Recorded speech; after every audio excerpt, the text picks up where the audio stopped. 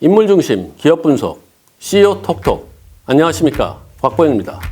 하나금융그룹의 큰 형님이 있습니다. 바로 김정태 하나금융지주 회장인데요. 마지막 임기의 한 절반 정도를 남기고 있는 김정태 회장이 과연 그 하나금융그룹의 역사 속에서 어떠한 회장으로 남게 될지, 그리고 남은 임기 동안 어떠한 일들을 해나가야 될지, 이런 부분을 알아보도록 하겠습니다.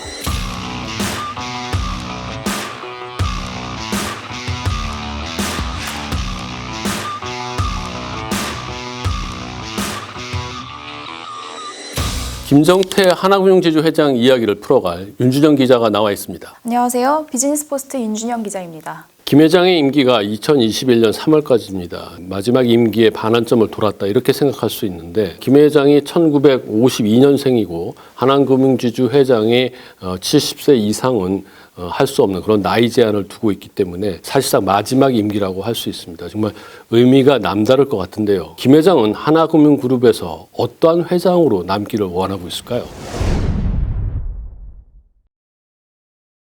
네, 김정태 회장은 2012년 하나금융지주 회장 자리에 올라 올해로 8년째 회장을 이어가고 있습니다. 2018년 3월에 세 번째 임기를 시작해 2021년 3월이면 임기를 마치는데요. 그렇게 되면 9년째 회장 자리를 이어가는 장수 회장이 됩니다. 그동안 김 회장은 참으로 다사다난한 임기를 보냈다, 이렇게 이야기할 수 있을 것 같습니다. 하나은행하고 외환은행을 통합을 하고, 그다음에 디지털 기반도 마련했고, 그다음에 글로벌 부분을 강화하기 위해서 여러 가지 동분서주했던 그런 일들도 있었습니다. 반면에 좀 나쁜 일들도 있었어요. 김 회장이 연임을 막으려는 금융감독하고 대립하면서 굉장히 갈등을 겪는 그런 굳은 일도 많이 있었습니다. 너무 많은 일들이 있었기 때문에 저조차도 김정태 회장이 어떤 회장으로 남게 될지 궁금한데요. 2021년 3월까지 아직 1년이 남아있기 때문에 유종의미를 거두는 것이 매우 중요하다고 할 수 있겠습니다. 그런 점에서 김정태 회장이 늘상 강조해왔던 비은행 강화가 중요한 과제로 꼽힐 텐데요. 남은 기간 동안에 인수합병에 성공해서 비은행 강화를 이뤄낼 수 있을지 관심이 쏠리고 있습니다. 그 하나은행이 외환은행을 인수해서 통합할 당시만 하더라도 또다시 인수에 나설 수 있는 그런 여력은 없을 것이다, 이런 평가가 나왔었는데, 노조 통합, 또 제도 통합, 또 시스템 통합, 이런 걸 정말 눈부시게 빠르게, 그리고 말끔히 해내는 그런 조기 통합을 이뤄냈거든요. 그래서 이제는 순이익도 크게 올랐기 때문에 인수합병에 나설 수 있는 그런 시기가 되지 않았나, 이런 평가가 나오고 있습니다. 네, 우선 인수합병에 성공을 하기 위해서는 두 가지 조건이 맞아 떨어져야 합니다. 시장에 좋은 매물이 있느냐, 그리고 금융지주가 자금 여력이 충분한가, 이 두 가지인데요. 우선 하나금융의 자금 여력을 살펴보면 올해 상반기 기준 이중 레버리지 비율이 122.69%로 금융당국의 권고치인 130%를 밑돌고 있는 상황입니다. 상반기 롯데카드 인수전을 앞두고서는 여유 자금이 1조 원이 있다고 밝히기도 했습니다. 그렇게 생각해 보면은 결국 남아있는 조건은 시장에 그렇게 좋은 매물이 나올 수 있느냐, 이게 관건이 될 것 같은데요. 상반기 롯데그룹 금융계열사 인수전에서 하나금융그룹이 놓친 것이 굉장히 아쉬운 대목으로 남을 것 같다는 그런 생각이 드는데요. 맞습니다.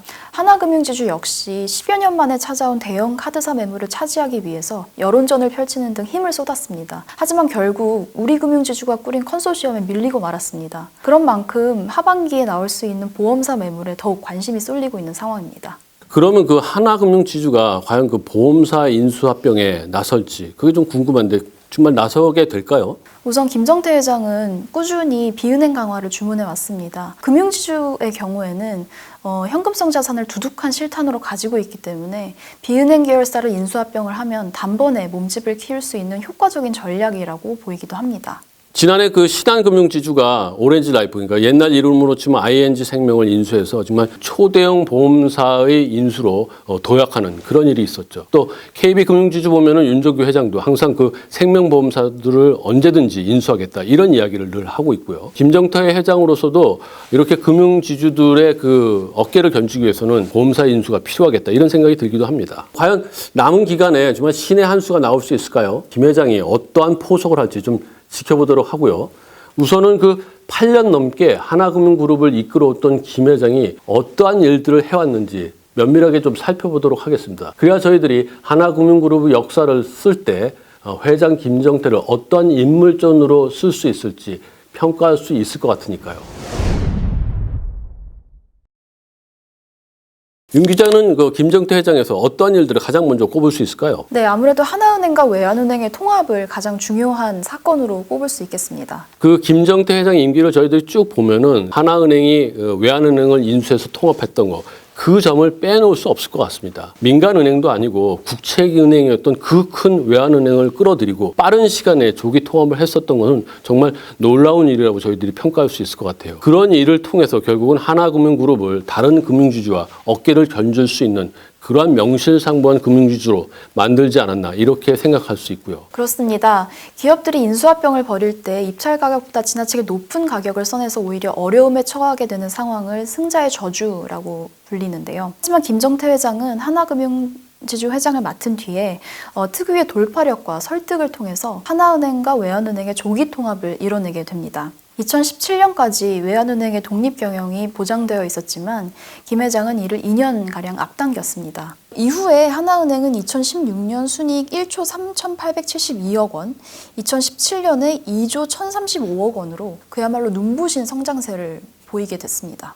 그렇게 조기 통합을 깔끔하게 마무리 짓지 않았더라면은 하나은행이 그렇게 빠르게 하나금융지주로 성장하고 그리고 다른 금융지주와 어깨를 나란히 할 수 없지 않았을까 이런 생각도 들고 그런 분석도 많이 나왔었어요. 사실 하나금융은 이전부터 충청은행, 보람은행, 서울은행 등 다양한 인수합병을 거쳐서 탄생한 금융지주입니다. 1971년 단기어음을 다루는 단자회사에서 시작을 했는데요. 당시 지방은행보다도 규모가 작았다고 합니다. 이후에 98년도에 충청은행, 99년에 보람은행, 2002년에 서울은행을 잇따라 인수하면서 규모를 무섭게 불려나갔습니다. 네, 그렇죠. 그리고 그 정점을 찍은 것이 바로 2012년 외환은행과 통합을 이뤄낸 거 이렇게 평가할 수 있겠네요. 네, 그렇습니다. 하나은행의 총 자산 규모는 100조 원이 채 안 되는 규모로 200조 원이 넘는 신한이나 KB에 비해서는 규모가 크게 작았습니다. 그러다가 총 자산이 73조 원에 이르는 외환은행과 통합을 하게 되면서 이들과 어깨를 나란히 견줄 수 있는 정도로 발돋움하게 됐다고 볼 수 있습니다. 그렇다면 이 과정에서 어려움은 없었나요? 제가 듣기로는 여러 가지 문제점들이 많이 있었기 때문에 조기 통합을 이뤄낸 것이 굉장히 힘들었고 놀라운 일이다 이런 평가가 나왔었거든요. 쉽지 않은 일들이 많이 있었습니다. 당시 5년 동안 외환은행의 독립 경영이 보장되어 있었기 때문에 노조의 반대가 매우 심했습니다. 당시 노조의 거센 반대에 직면하자 김 회장이 밤새 노조 간부와 협상을 벌이면서 왜 지금 통합을 해야 되는지를 설득을 했다는 일화도 유명합니다.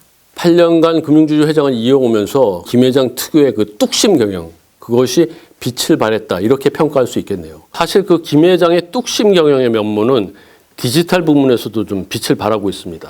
요즘 은행들이 서로 앞다퉈서 빅데이터 그리고 디지털 이런 부분에서 사활을 걸고 경쟁을 하고 있는데 전산, 데이터 이런 부분에서 굉장히 경험이 많은 김정태 회장이 일찌감치 하나금융그룹을 은행이 아닌 거의 그 디지털 정보회사처럼 탈바꿈시켜야 된다 이렇게 얘기하고 긴 프로젝트를 꾸준히 밀고 나가는 이런 면모를 보여줬거든요. 김 회장의 디지털 금융 사업 중에서도 장기 프로젝트로 글로벌 로열티 네트워크가 꼽히는데요. 김 회장은 직접 2015년에 글로벌 결제 시장을 통합할 수 있으면 좋겠지 않느냐 하는 아이디어를 냈다고 합니다. 당시로서는 실현 가능성이 낮아 보였는데요. 올해 들어서 대만과 태국에서 서비스가 오픈이 되면서 해외에서 좋은 반응을 얻고 있다고 합니다. 뚝심의 김정태, 큰형님 김정태. 하나금융그룹 내부에서는 김정태 회장을 부르는 애칭이 굉장히 많습니다. 그리고 또 직원 하나하나를 챙기는 그런 회장으로 굉장히 유명합니다.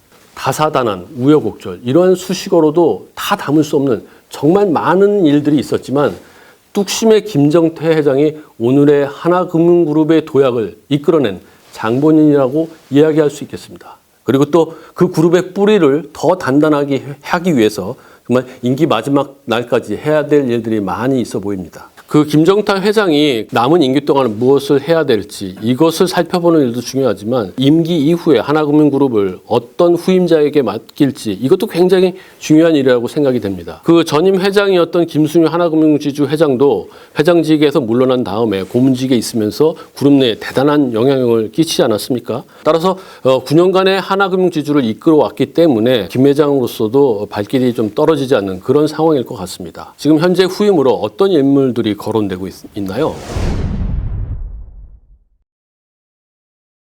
아무래도 가장 물망에 많이 오른 인물로는 현재 하나금융지주 부회장을 맡고 있는 함영주 전 하나은행장을 꼽을 수 있습니다. 김정태 회장과는 은행 통합, 채용 비리, 금융감독원과 갈등 등 좋은 일부터 나쁜 일까지 두루 함께 겪은 사이이기도 합니다. 그렇기 때문에 일각에서는 한 배를 탔다고까지 얘기를 하기도 합니다. 그런데 그 한 부회장으로서는 지금 채용 비리 관련해서 그 법적 문제가 완전히 완결된 게 아니기 때문에 그게 가장 큰 걸림돌로 작용하고 있지 않나 이런 생각이 들거든요. 한 부회장은 지난해 말까지만 해도 하나은행장의 임기를 한 번 더 이어가지 않겠냐는 추측이 많았는데요. 채용 비리에 휘말리게 되면서 스스로 연임을 고사하겠다는 뜻을 밝혔습니다. 한마디로 조직을 위해서 나를 희생하겠다. 맞습니다. 당시 한 부회장은 조직을 위한 길이라는 점을 적극 강조하기도 했는데요. 한 부회장은 현재 채용 비리로 재판을 받고 있는데 올해 말쯤에는 재판 결과가 나올 것이라고 예상이 되고 있습니다. 사실 한 부회장은 탁월한 영업력으로 승승장구하면서 하나은행장까지 올랐는데 그 과정에서 김정태 회장과 모든 일을 함께 했기 때문에 김정태 회장 후임으로 한 부회장을 빼고 얘기할 수는 없겠죠. 하지만 그 채용 비리 재판 결과를 지금 저희들이 예단할 수는 없기 때문에 그 한 부회장 외에 다른 카드는 없는지 생각해 볼 필요가 있습니다. 다른 계열사 사장들도 후보가 될 수 있는데 어떤 인물들이 있을까요? 네, 우선 지성규 하나은행장, 이진국 하나금융투자 사장, 장경훈 하나카드 사장 등 계열사 사장 후보들을 꼽을 수 있습니다. 그동안 회장에 오르기 전에 김 회장 역시 오랜 기간 하나은행장을 맡았고요. 그렇기 때문에 지성규 하나은행장 역시 유력한 차기 회장 후보로 꼽히고 있는데요. 지성규 하나은행장은 함영주 하나금융지주 부회장과 돈독한 신뢰관계를 가지고 있다고 알려져 있습니다. 현재 그 하나은행장을 빼고 얘기할 수는 없을 것 같습니다. 그렇지만 그 지성규 하나은행장이나 그리고 장경훈 하나카드 사장이나 모두 1963년생입니다. 금융지주 회장을 맡기에는 나이가 많지 않아 보인다는 이런 얘기도 나오는데요. 특히 지행장은 오랜 기간 해외에 있었기 때문에 국내 경영 경험이 좀 부족하지 않냐 이런 분석도 나오고 있어요. 지성규 행장 같은 경우에는 홍콩과 중국에서 대부분의 경력을 쌓았는데요. 이런 점이 바로 약점으로 지목되기도 합니다. 또 윤규선 하나캐피탈 사장이나 이진국 하나금융투자 사장 등도 유력한 후보로 꼽히기는 하는데요. 이 사장 같은 경우에는 하나은행 출신이 아니라는 점이 걸림돌로 꼽히고 있습니다. 그렇기 때문에 김 회장이 9년의 임기를 이어가면서 사실상 경쟁 상대로 뚜렷한 인물이 없지 않느냐 하는 말도 일각에서 나오고 있습니다.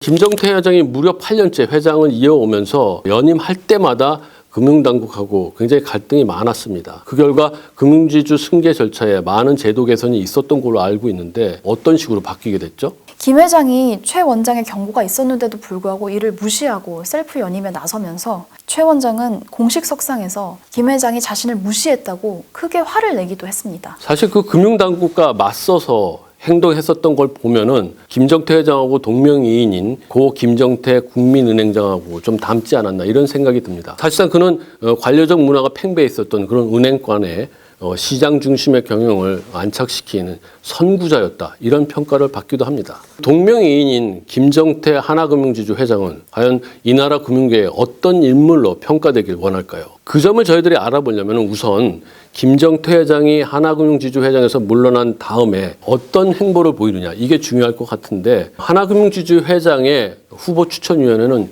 지금 어떤 식으로 구조가 짜 있는지 좀 알아봐야 될 것 같거든요. 하나금융지주는 금융당국과 셀프 연임 문제를 놓고 마찰을 겪으면서 지배구조를 개선을 했는데요. 우선 김정태 회장은 회장 후보 추천위원회에 포함이 될 수가 없고요. 사회이사 7명을 모두 회장 후보 추천위원회에 포함시키는 지배구조 개선안을 내놓기도 했습니다. 그렇지만 생각을 해보면 말이죠. 이제는 그 김 회장이 물리적으로 이제 더 이상 연임을 할 수 없으니까 회장 후보 추천위원회에 그냥 위원 자격으로 참석을 해서 목소리를 높일 수 있지 않나 이런 생각도 드는데 말이죠. 현재 상황에서 함영주 부회장 등 이른바 김정태 라인이라고 불리는 김정태 회장과 돈독한 인물 외에 뚜렷한 인물이 없다는 점 역시 김정태 회장이 회장에서 물러난 뒤에도 영향력을 행사하는 것이 아니냐는 시각에 힘이 실리는 이유입니다. 그렇다고 보면은 김정태 회장도 임기를 마친 뒤에 뭐 고문 자리에 앉으면서 마치 그 상황처럼 말이죠. 하나금융그룹에 계속 영향을 미치는 그런 상황도 벌어질 수 있지 않나 이런 생각도 들기도 하거든요. 네, 현재는 하나금융이 파생결합 상품 사태로 뒤숭숭한 상황에 놓여 있습니다. 그래서 상대적으로 인사 얘기는 적게 나오고 있는 상황인데요. 하지만 김정태 회장의 후임을 놓고서는 조심스럽게 추측이 나오고 있기도 합니다. 전에 이어령 교수가 이런 얘기를 했었던 것이 기억이 납니다. 30대 교수들은 자기가 아는 것, 그리고 모르는 것 몽땅 다 모아서 강의에 임한다고 합니다. 40대가 되면은 자기가 아는 것만 잘 간추려서 가르친다고 합니다. 그리고 50대가 되면은 드디어 이제 학생들이 알아들을 수 있는 것만 이야기해 준다고 합니다. 그리고 말년이 다 된 교수들은 마음 내키는 대로 이것저것 막 이야기한다고 농담을 했던 그런 기억이 납니다. 왜냐하면 그 나이가 되면은 자기 마음대로 하고 싶은 그런 고집이 생기기 마련이니까요. 여기에 또 한 가지 영국의 철학자인 토마스 홉스가 이야기한 것도 떠오릅니다. 바로 인간의 권력 추구욕은 죽음을 맞이해서만 끝난다. 이런 말입니다. 김정태 회장은 하나금융그룹에 정말 큰 족적을 남겼습니다. 그렇게 고생하고 일궈냈던 그런 하나금융그룹이지만 아직도 부족하고 정말 할 일이 많이 남아있기 때문에 차마 발길이 떨어지지 않는 그런 마음이 들 것이라고 생각이 들기도 합니다. 하지만 그 다음 발자국이 하나금융그룹 내부로 이어진다면 곤란할 것 같다는 생각이 듭니다. 그의 발자국은 이제 밖으로 향해야 되고 하나금융그룹은 후배들에게 맡겨야 될 때가 아닌가 생각됩니다. 좀 더 먼 미래 그리고 먼 훗날의 우리나라 경제와 금융을 생각하는 그런 일들을 해나갈 때 저희들이 박수를 보낼 수 있을 것 같습니다. 김정태 하나금융그룹 회장 이야기는 이것으로 마치도록 하겠습니다. 여러분 구독하기, 좋아요 꼭 부탁드리겠습니다. 감사합니다.